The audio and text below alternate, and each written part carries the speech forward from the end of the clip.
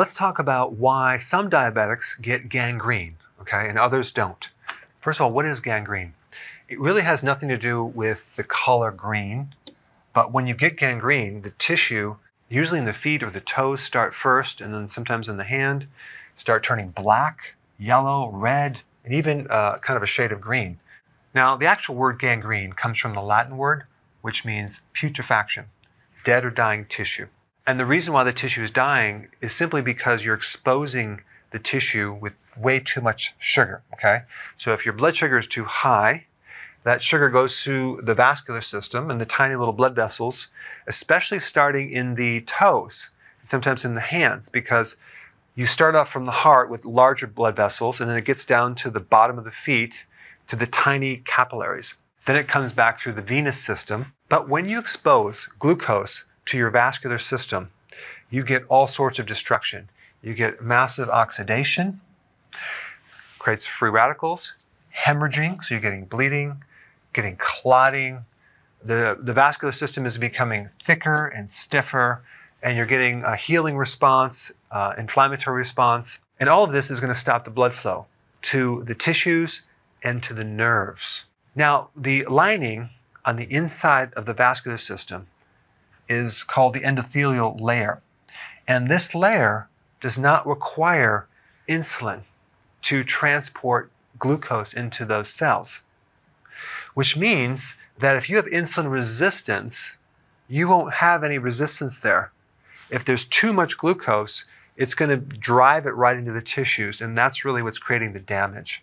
If you look at insulin resistance as a protective mechanism to block insulin and glucose from going in the tissues because it's toxic at large amounts, and there's certain tissues that don't require insulin, and those usually get hammered, okay?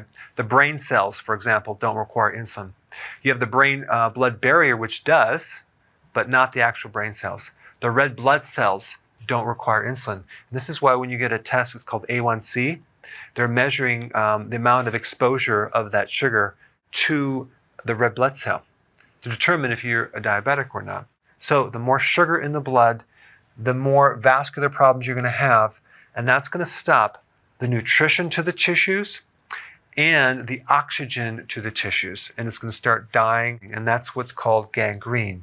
So you have a combination of dead tissue, ulcers, and severe nerve damage. A lot of times there's pain involved until the nerve is dead, and then you have no pain, it's completely numb. Now, what could be done for this condition? Well, the most important thing is to avoid this in the first place by not consuming so much sugar, okay? Doing keto and IF, so you never end up in this situation. But if you already have this situation, there might be a couple things that you can do depending on how severe it is. Let's say you don't want to get surgery and remove your toes, okay? And maybe you have certain tissues that are not so bad. Maybe you have an ulcer or some infection. Well, guess what?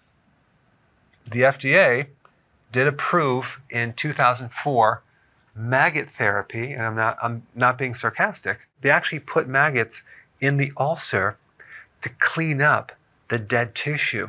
Certain types of maggots eat the dead tissue and they don't eat the healthy tissue. So they clear out the infection. Interesting.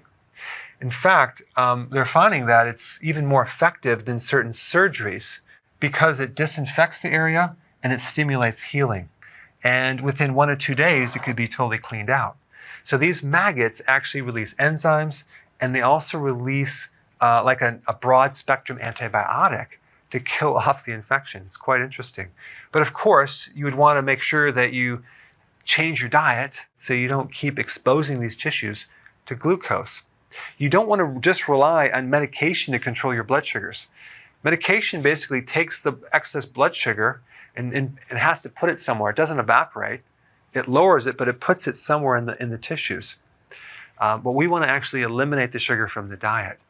The other thing that I would recommend, especially if you're getting, let's say you're getting nerve damage, but maybe it's not gangrene yet, is to start taking benfotiamine.